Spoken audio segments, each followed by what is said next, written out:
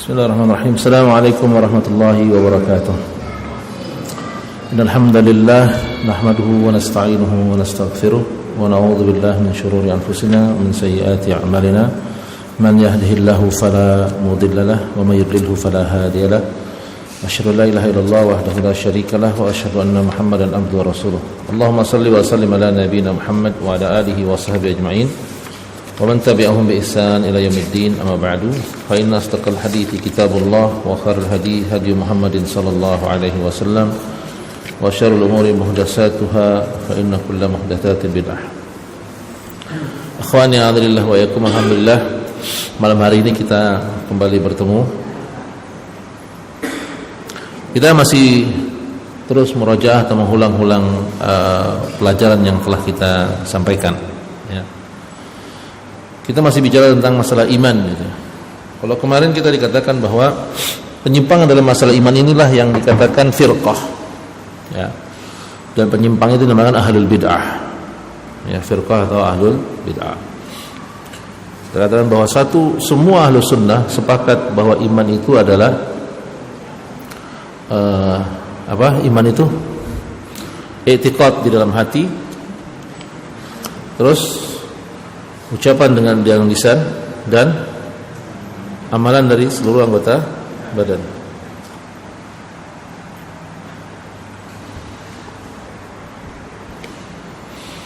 Ya. Ini yang namanya iman. Siapa saja yang menyelisih masalah ini, maka dia tidak dinamakan ahlu sunnah, karena ahlu sunnah ijma' dalam hal ini. Adapun permasalahan yang lain, ya, ini terjadi khilaf masalah hal yang furu', ya, seperti dalam, saya ada buku, baru dapat buku yang judulnya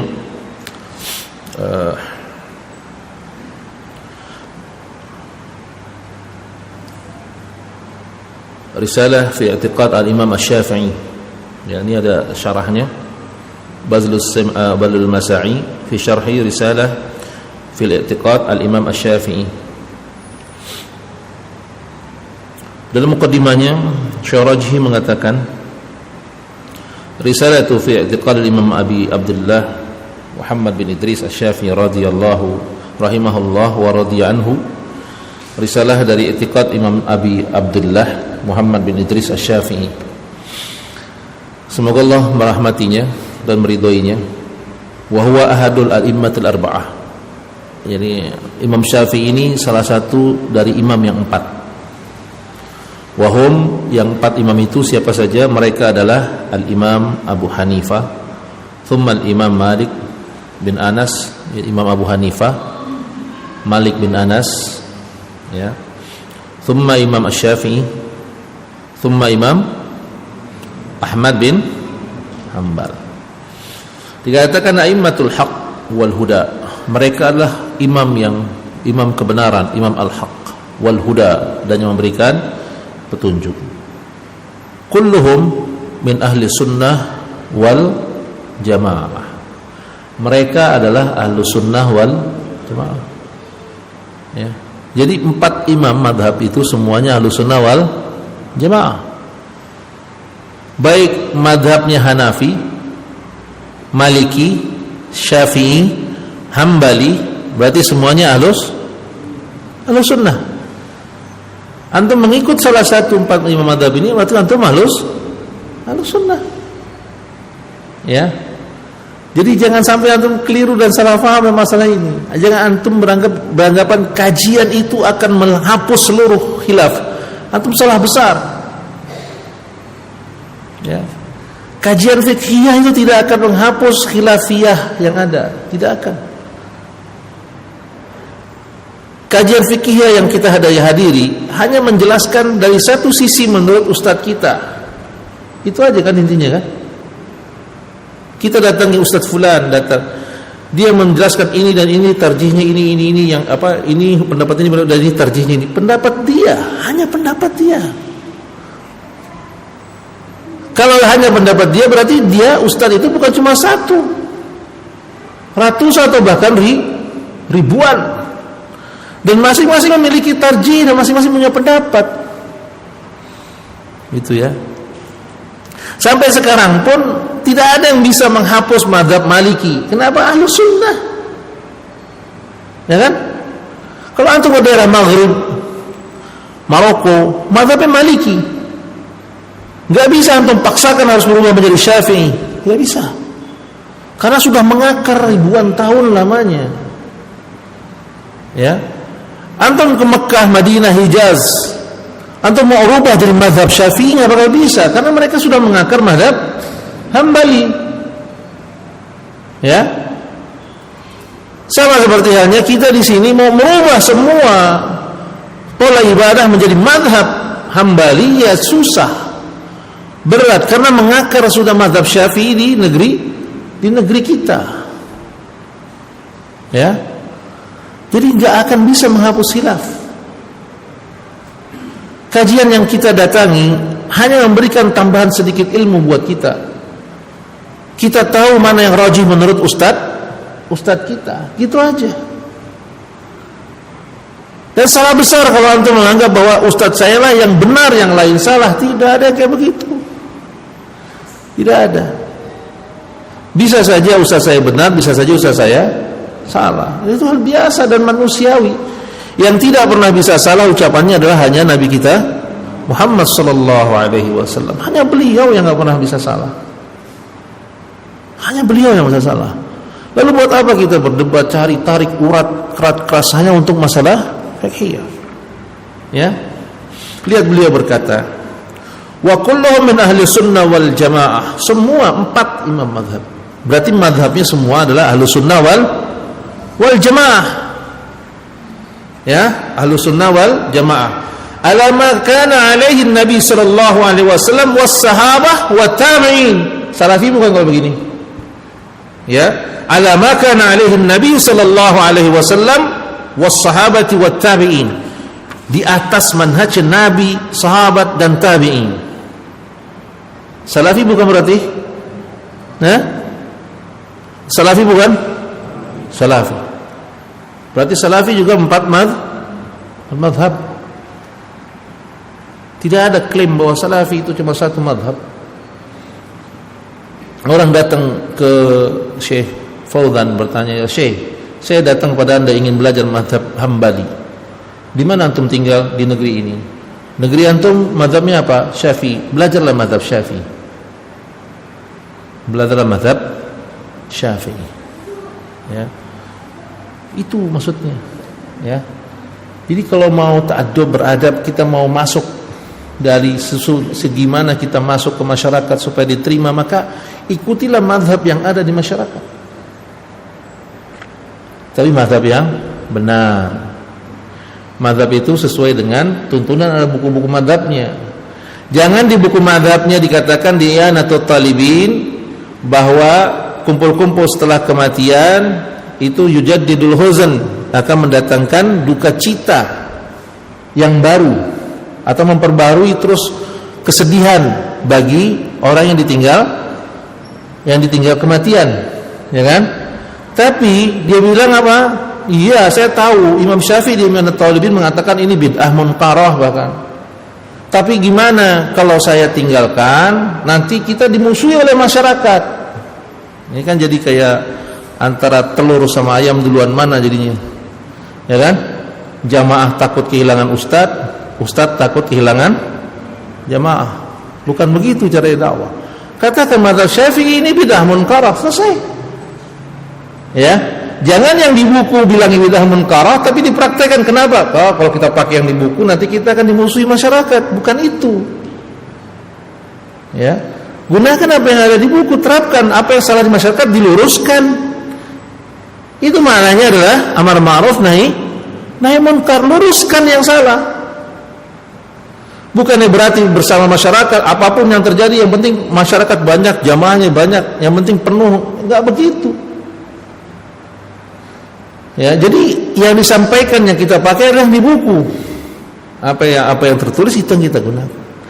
Sama kan? Kalau kita katakan iman itu 3 tempatnya, hati, lisan dan amal. Tapi ketika praktek dikeluarkan amal bagian dari iman. Ini ngaco lagi gitu kan?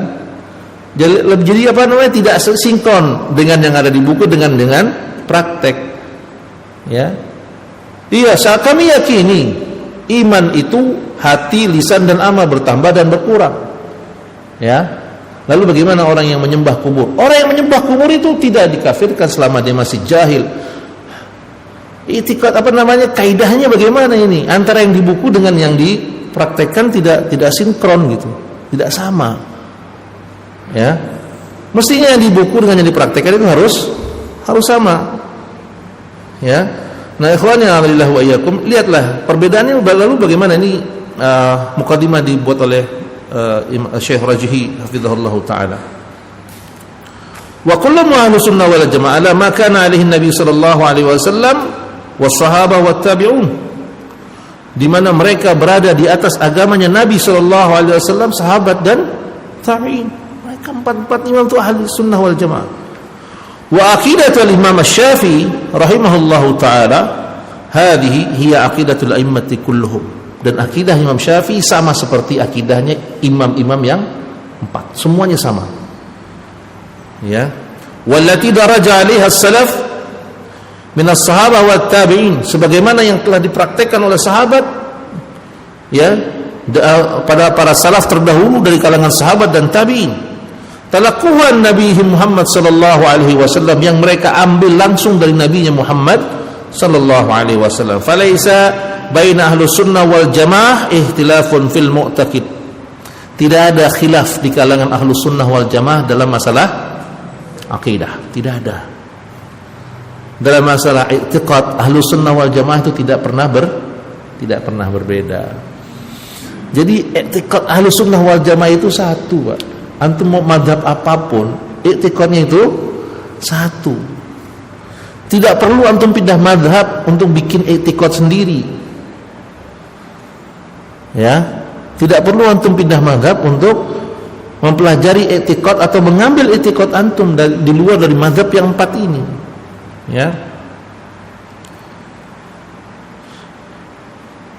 Ka'aqidatihim fillah wa fi rububiyyatihi, seperti akidah atau keyakinan mereka dalam masalah Allah, masalah tauhid, rububiyah, uluhiyah, wa fi asma'ihi, tentang nama-nama Allah, wa fi sifatihi, tentang sifat-sifat Allah, wa fil kutubi wa fil malaikah, dalam masalah kitab, dalam masalah malaikat, wa fil kutubil manzilah wa fi rasul, terhadap kitab-kitab yang telah diturunkan oleh Allah Azza wa Jalla, wa fil rasul, dan dengan masalah rasul-rasul semuanya, wa fil yaumil akhir, tentang hari kiamat. Tidak ada khilaf di kalangan mereka.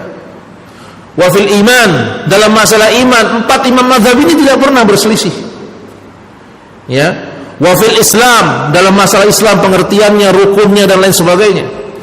Wa fil ihsan, dalam masalah ihsan, mereka tahu tentang hadis ihsan itu. Ya.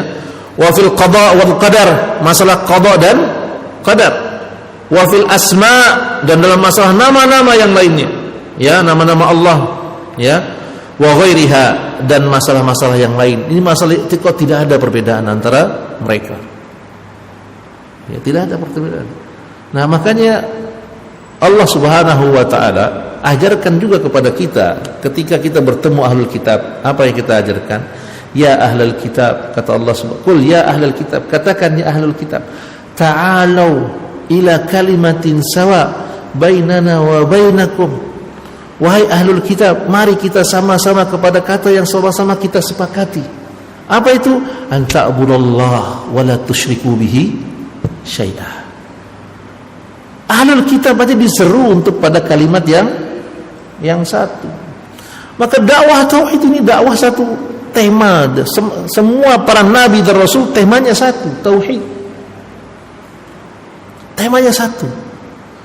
Maka kunu ibadallahi ikhwana, jadilah kalian semua hamba-hamba Allah yang bersaudara.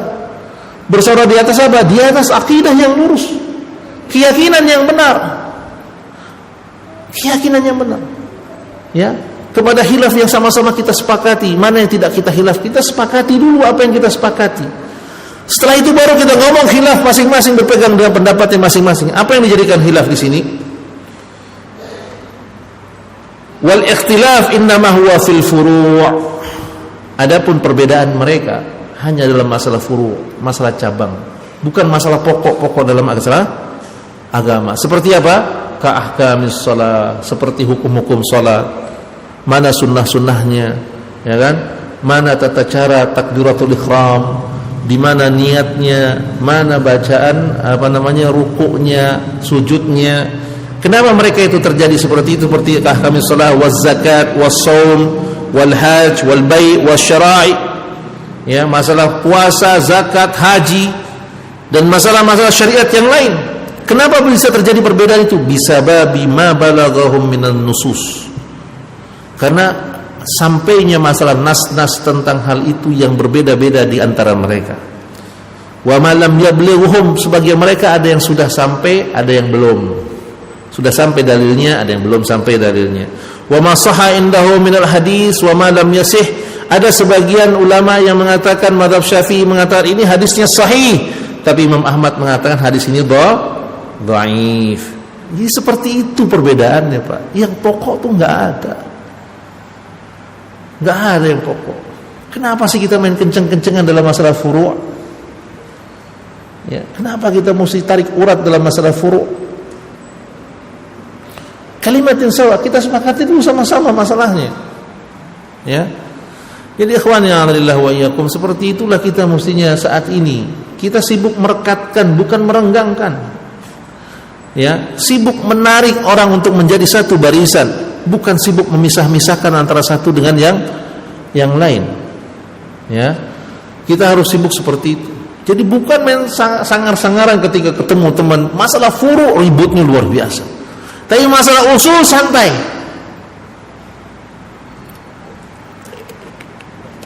Ya kan? Ketika masalah furu' tegang, tarik urat, sampai-sampai satu memberi salam, satu nggak mau jawab salam. Kenapa begitu? Karena beda yayasan. Innalillah. Satu yayasan awalnya ribut gara-gara apa? Gara-gara yang satu pengen bangunannya tingkat 3, yang satu pengen tingkat 4. Cuma masalah gitu aja. Ribut.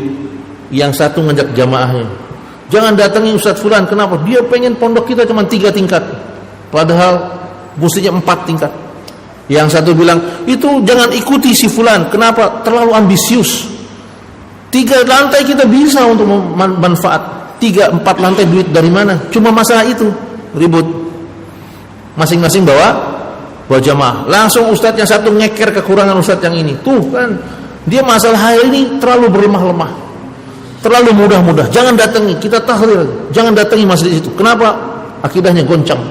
Padahal cuma masalah jumlah lantai dalam pondok pesantrennya. Naudzubillah. Ya kan? Nggak ada yang kayak gitu. Ini mah cuma misal aja. Jangan antum cari-cari siapa tuh.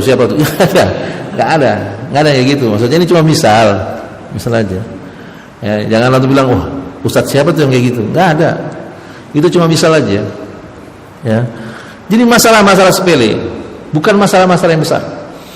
Satu bilang bahwa bikin video itu enggak masalah, yang enggak boleh itu bikin gambar.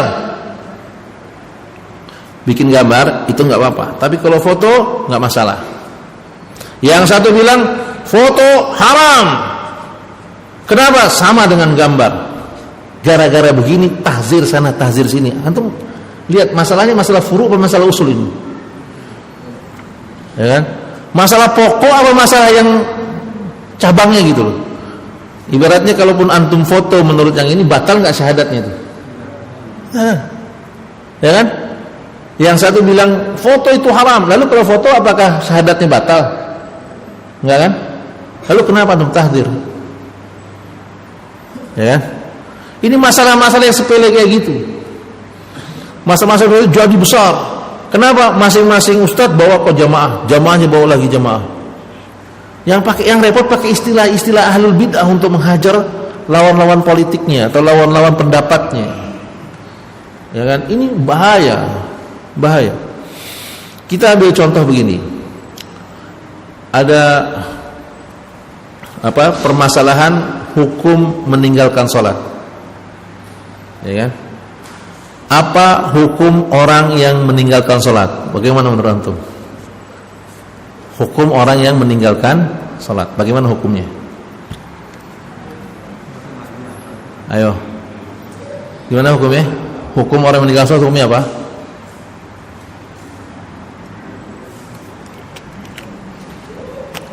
Untuk melihat permasalahan sama-sama maksudnya.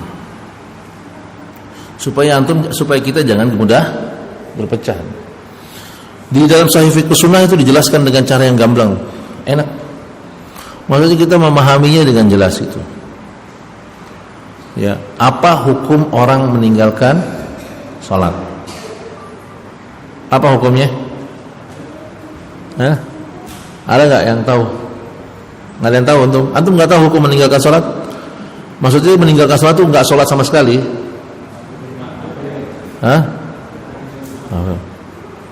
Nah, setuju kafir nih? Ya. Ketika kita berkatakan apa hukum orang yang meninggalkan sholat? Nah, para ulama itu membuat perincian. Tidak langsung bilang kafir yang meninggalkan sholat.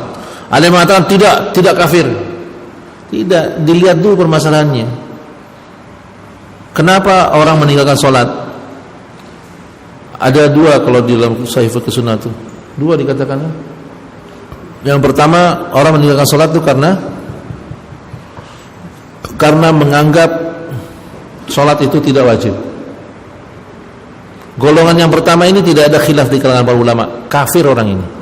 Kafir gimana? Kafir murtad. Orang yang meninggalkan sholat terus menerus karena menganggap hukum sholat itu tidak wajib, hukumnya kafir murtad.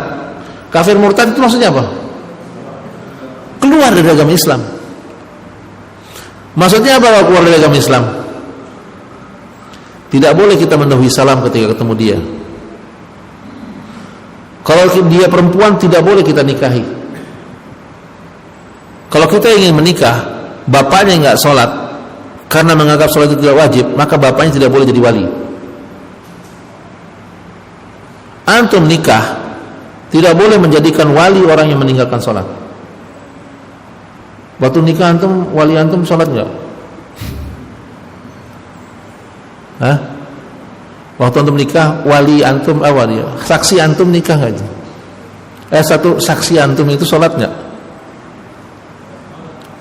Saksi nggak boleh sholat. Kalau orang nggak sholat nggak boleh jadi saksi. Ya.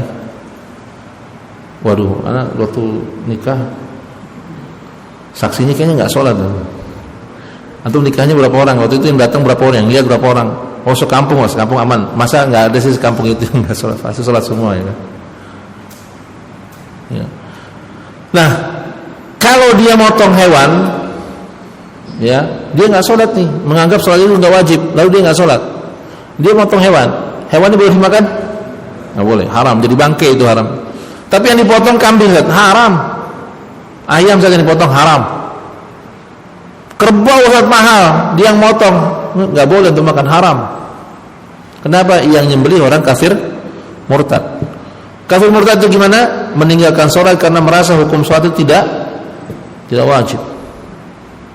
Itu disepakati para ulama, tidak ada khilaf, Pak. Hukumnya dipakai nih. Tidak ada khilaf. Oh, menurut mazhab Syafi'i tidak apa kok orang meninggalkan sholat. Yang mana yang meninggalkan sholat, yang mana yang enggak apa-apa. Ya. Nah, ini yang pertama tuh. Kalau melihat hukum kayak gitu tuh. Ya. Masalah furu. Di mana yang mereka sepakat, itu yang sepakat dulu yang kita ambil. Di mana khilafnya mereka? Khilafnya para ulama dalam masalah hukum orang yang meninggalkan sholat, yaitu orang yang meninggalkan sholat yang tidak mengingkari kewajiban hukum sholat, tapi dia tinggalkan sholat terus menerus karena apa? Karena malas, karena sibuk, karena malas. Karena sibuk, karena malas dia tinggalkan sholat. Yang karena sibuk dan karena malas saja meninggalkan sholat, ini hukumnya ada kesepakatan di kalangan ulama. Apa yang disepakati? Orang ini hukumnya fasik, ahli maksiat. Dia berada di atas dosa besar di antara dosa-dosa yang besar. Apa dosa yang besar? Anu sebutin, dosa apa yang paling besar? Dosa apa? Judi. Dosa apa lagi? Zina, zina, minum khamr, mabuk, apalagi? Membunuh, merampok, mencuri. Itu dosa besar kan? Nah, salat itu jauh lebih besar daripada dosa itu semua. Itu disepakati para ulama tuh. Dia ninggalin salat karena malas, karena sibuk, pokoknya dia sengaja meninggalkan salat tanpa udzur syar'i, maka orang ini hukumnya di sisi Allah mendapat dosa yang terbesar, lebih besar dari dosa khamr, dosa mencuri, dosa zina, dosa riba, dosa durhaka kepada orang tua, bahkan lebih besar dosanya daripada membunuh. Antum bisa bayangin nggak kalau di kampung kita ada orang kumpul kebo, rame nggak nih? Rame nggak kampung? Rame. Tapi kalau di kampung kita ada yang membunuh, ada pembunuhan, rame nggak kampung kita? Terus pembunuhnya terus berkeliaran di sini, kira-kira rame nggak kampung kita? Rame kan? Rame. Terus kalau kampung kita ada yang meninggalkan sholat terus menerus, rame nggak kampung kita? Anteng aja tuh. Padahal itu dosanya lebih besar daripada dosa membunuh. Wah, ini Ustaz ngada-ngada, ini ijma'nya ulama, sepakati ulama tentang hukumnya. Nggak ada hilaf tuh, nggak ada hilaf. Antum mau cari mazhab apapun nggak ada hilaf tuh. Tahu menurut mazhab Syafi'i itu dosanya nggak seberat. Antum cari di buku mana Imam Syafi'i ngomong kayak gitu? Tanya pendapatnya. Ini ijma' para ulama. Tidak ada satupun ulama yang menganggap dosa meninggalkan salat itu dosa di bawah dosa yang lain. Nggak ada. Nih, ya kan? Ini masalahnya bukan, jadi meninggal salat bukan hal yang remeh, bukan yang sepele gitu. Nah, ini maksudnya ketika terjadi khilaf kayak begitu, Pak.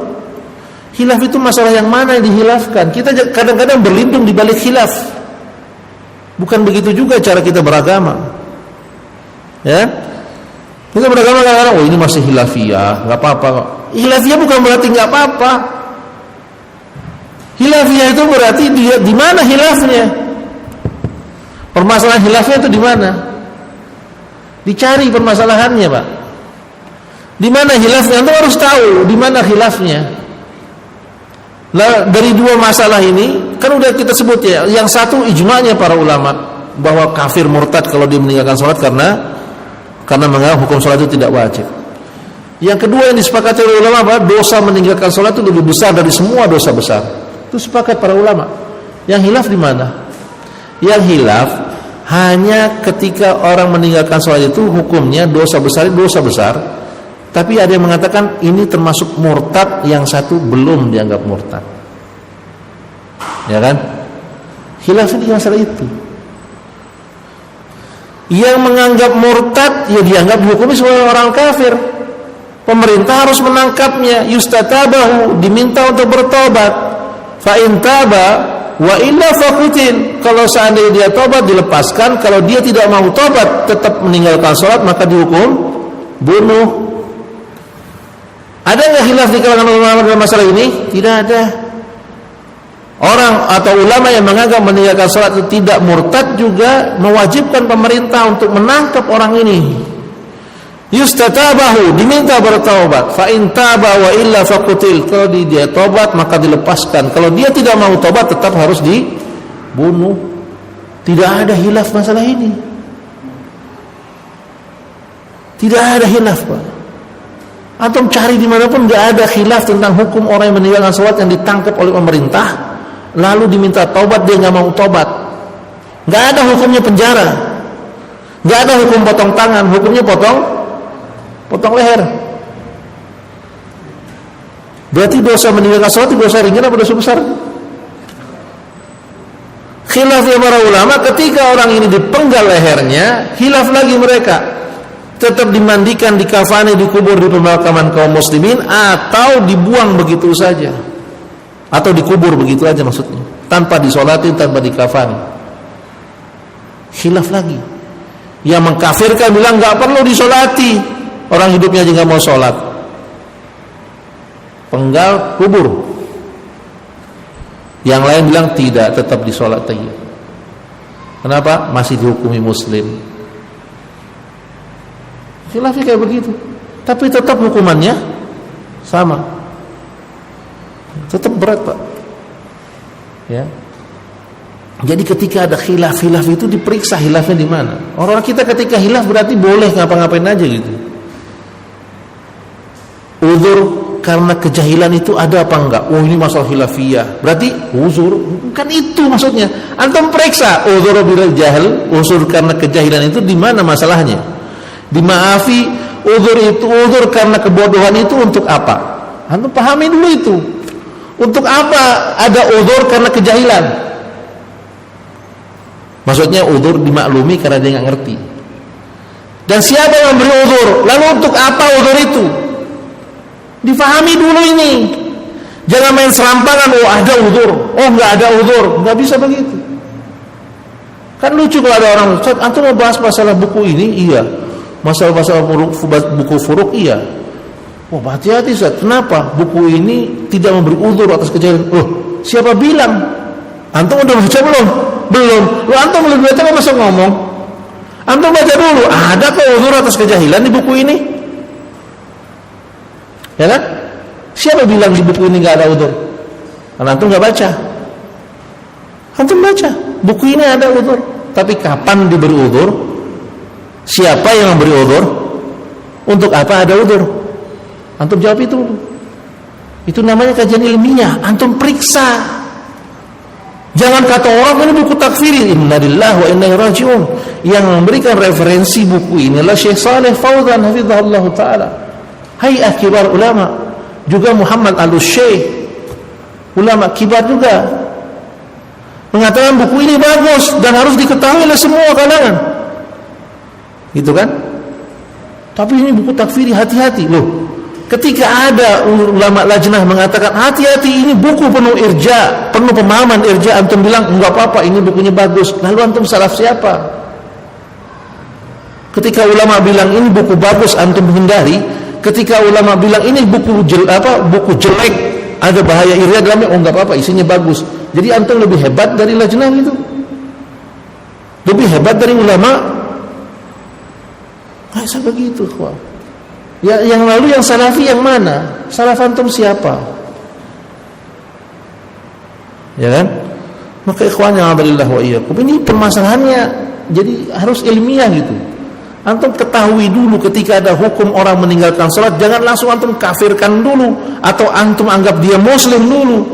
Permasalahannya kenapa dia tidak salat? Lalu untuk apa kita hukumi itu?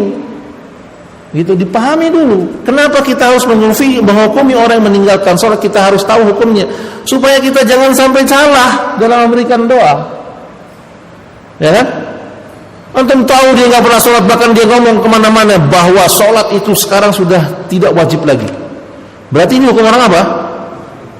Murtad kan? Dia udah ngomong kemana-mana, lalu dia mati.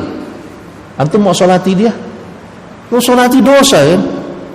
Kenapa? Dilarang dari Allah Subhanahu wa taala, wala taqum ala qabri. Jangan kau berdoa di atas kuburnya. Tidak boleh mensolatinya. Enggak boleh mendoai orang kafir murtad. Tapi kan namanya doa, siapa tahu diterima. Oh.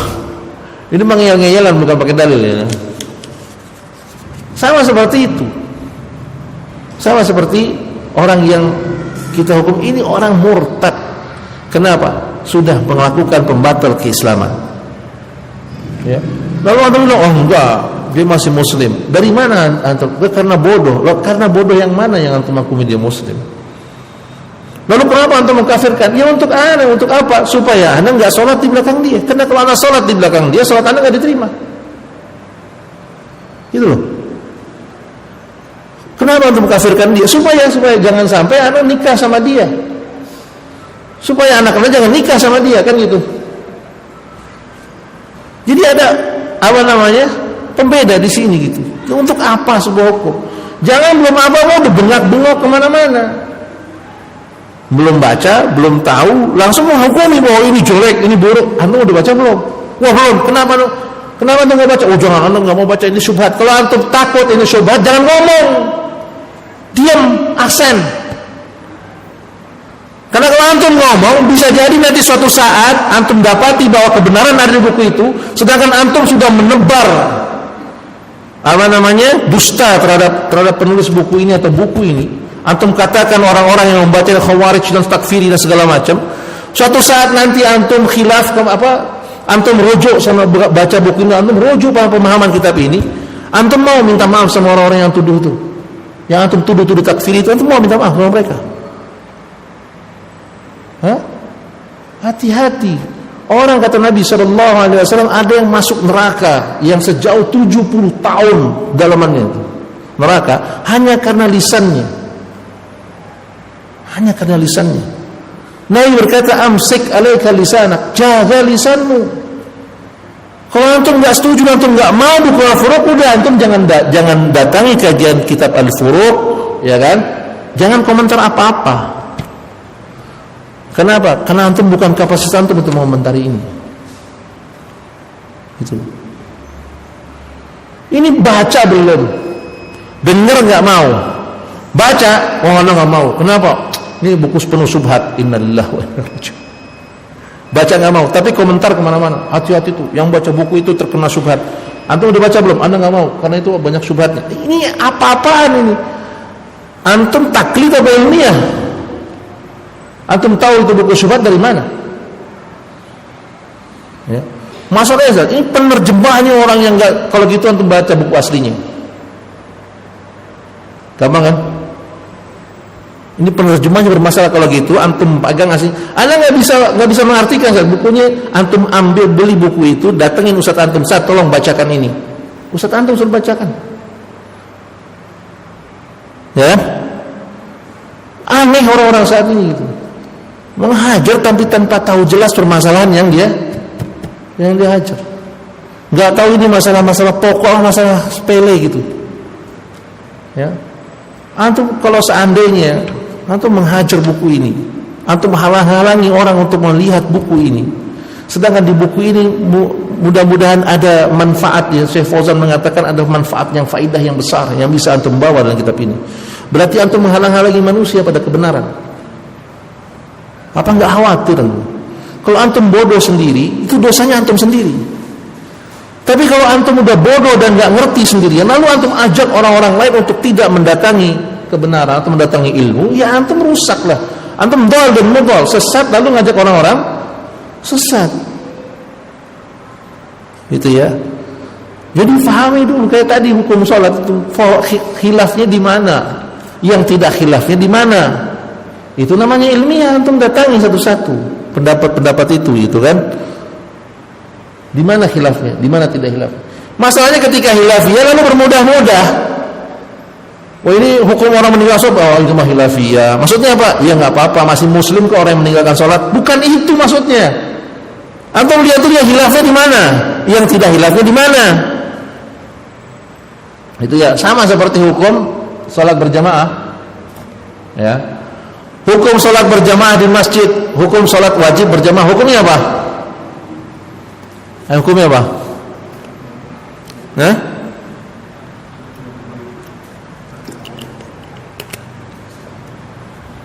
Hukumnya apa? Anda bertanya loh, bukannya retorika ini. Anda tanya sama antum semua. Apa hukumnya sholat fardu berjamaah? Hah? Ada yang bilang wajib, ada yang bilang apa lagi? Ada sunnah muakkadah lagi. Ya. Para ulama khilaf tentang hukum salat berjamaah. Ada yang mengatakan ini sunnah itu sunnah muakkadah. Ini sebagian kecil dari mazhab Syafi'i. Ya. Sebagian kecil dari mazhab Syafi'i menganggap datang ke masjid untuk salat berjamaah itu hukumnya sunnah muakkadah. Sunnah muakkadah maksudnya apa? Sunnah yang sangat-sangat dianjurkan, ya kan? Tapi khilaf yang paling banyak di kalangan ulama, hukum sholat berjamaah itu fardu ain dan fardu kifayah. Dua-duanya fardu nggak? Dua-duanya fardu. Yang satu mazhab Hambali mengatakan fardu ain untuk sholat berjamaah di masjid. Sedangkan sebagian besar mazhab Syafi'i mengatakan fardu kifayah. Tapi yang mazhab Syafi'i bilang, hukumnya fardu kifayah, berarti nggak usah datang ke. Ini namanya bodoh dan jahil, nggak memahami ilmu. Ini kan sama-sama hukumnya fardu. Hukum fardu maksudnya apa sih? Ya, diberi pahala orang yang mengerjakannya dan berdosa orang yang meninggalkannya, kan begitu kan? Itu fardu kan, definisi fardu. Coba masalahnya yang satu hukumnya menganggap fardu ain, yang satu bilang fardu kifayah. Dua-duanya fardu, dua-duanya wajib. Tapi orang kita memahami fardu kifayah itu berarti boleh ditinggalkan. Ini ajib. Kalau seandainya pemahaman fardu kifayah itu berarti boleh ditinggalkan, nanti jenazah nggak ada yang mau sholati, ya? Atau keluarga kita ada yang meninggal, semua orang beranggapan di kampung kita sholat menyolati jenazah hukumnya fardu kifayah yang seperti kita pahami. Fardu kifayah berarti boleh ditinggalkan. Berarti yang sholatin jenazah nanti cuma antum doang sama keluarga antum tuh. Kenapa yang lain? Oh, udah fardu kifayah, udah selesai. Gitu kan? Ini pemahaman yang keliru dalam memahami sebuah hukum. Fardu kifayah itu artinya wajib. Kalau antum nggak datang berarti antum dosa. Kecuali ada yang datang mewakili antum untuk sholat berjamaah, maka antum tidak lagi berdosa. Masalahnya antum pernah nggak datang zuhur di masjid ini atau musola dekat kampung antum? Ada nggak yang sholat jamaah? Zuhur, asar, subuh, gimana? Gimana kalau yang sholat, yang azan, yang qomat, yang imam, yang makmum dia doang sendirian? Kira-kira bagaimana itu? Lalu yang dosa siapa? Yang dosa siapa? Sekampung, Pak. Kepikir di situ nggak? Selama ini nggak kepikir di situ. Dia ngomong, ini khilafiyah. Kok ada yang bilang ini fardu kifayah. Fardu kifayah berarti apa? Boleh ditinggalkan. Ini kan jahilnya luar biasa. Fardu kifayah itu kan berarti boleh ditinggalkan. Boleh ditinggalkan kalau ada yang mewakili kita, ada yang menggantikan kewajiban kita gitu kan. Baru fardu kifayah. Nah kalau nggak ada yang gantiin, ya kan? Betapa seringnya datang ke musola zuhur, asar, yang azan, yang qomat, yang imam, yang jamaah cuma dia sendiri. Yang kampung lainnya pada mana? Oh itu fardu kifayah. Ya kan? Makanya betul kata ulama. Dulu para ulama mengamalkan sebuah amalan hanya karena amalan itu sunnah. Tapi orang sekarang banyak meninggalkan amalan karena amalan itu hukumnya sunnah. Betul nggak gitu? Ya kan? Kenapa antum nggak sholat duha? Ya itu kan sunnah.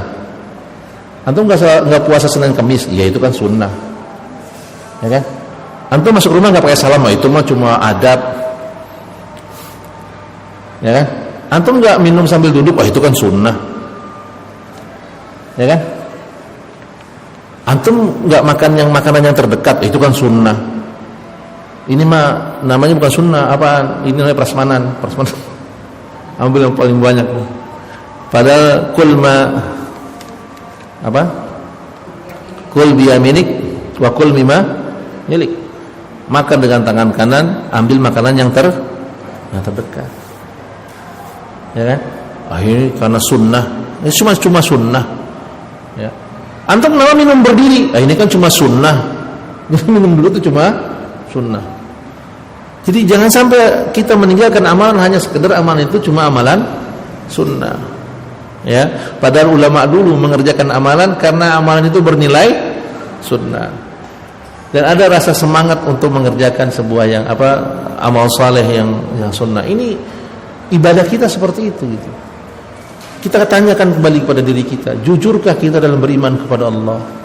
Jujurkah kita dalam beragama? Ya kan? Kita beragama jujur nggak nih? Jujur ini beribadah atau jujur pengen enak-enakan? Sehingga kita pilih semua celah hukum Allah, kita cari celahnya supaya kita bisa tinggalkan. Ini kan kayak Yahudi kan kalau kayak gitu kan? Allah larang hari Sabtu untuk cari ikan, dia nggak cari ikan dari Sabtu, ya kan? Tapi dia pasang perangkap di Jumat sore, diambil di Minggu pagi, ya kan? Benar dia nggak cari ikan dari Sabtu kan? Iya, tapi dia pasang perangkap di Jumat sore, ngambilnya di malam Minggu, selesai, ya kan? Ini Yahudi, cara kayak gitu. Apakah kita mau beragama seperti itu polanya? Hanya cari celah-celah yang enak aja, yang enak buat kita gitu. Maka tanya pada diri kita, jujurkah kita dalam beragama? Ya. Ini masalah iman kita kemana-mana apa cakupannya gitu ya. Kemana-mana masalah cakupan iman. Kita belum balik ke masalah furuk. Saya cenderung pengennya balik lagi ke usul salasah lagi, qawaidul arba lagi, ya kan? Balik lagi ke masalah yang pokok yang mesti harus kita ketahui gitu kan. Belum sampai masalah ke perbedaan-perbedaan yang ada. Supaya apa? Supaya kita lebih paham, lebih ngerti. Tapi bosan saat akidah mulu. Allah enggak pernah bosan dalam menerangkan tauhid. Dari mulai Nabi Nuh alaihissalam sampai Nabi kita Muhammad sallallahu alaihi wasallam. Materinya berubah enggak? Enggak. Apa materinya? Wa'budullah wajtanibut taghut. Beribadah kepada Allah dan tinggalkan taghut atau tinggalkan sembahan lain selain Allah. Maka semoga Allah membimbing kita kepada jalan yang hak. Kita dihidupkan di atas orang-orang yang mukmin, di atas kebenaran yang hakiki. Allah membimbing kita untuk melakukan semua kebaikan dan menjauhi semua keburukan. Semoga Allah tetap memberikan hidayah dan bimbingan untuk kita semua. Kita cukupkan jumpa kita dengan kafaratul majlis. Wa hanakallahu bihamdik, asyhadu an la ilaha illa anta, astaghfiruka wa atubu ilaik. Wa sallallahu ala nabiyyina Muhammad wa ala alihi wa sahbihi ajmain. Assalamualaikum warahmatullahi wabarakatuh.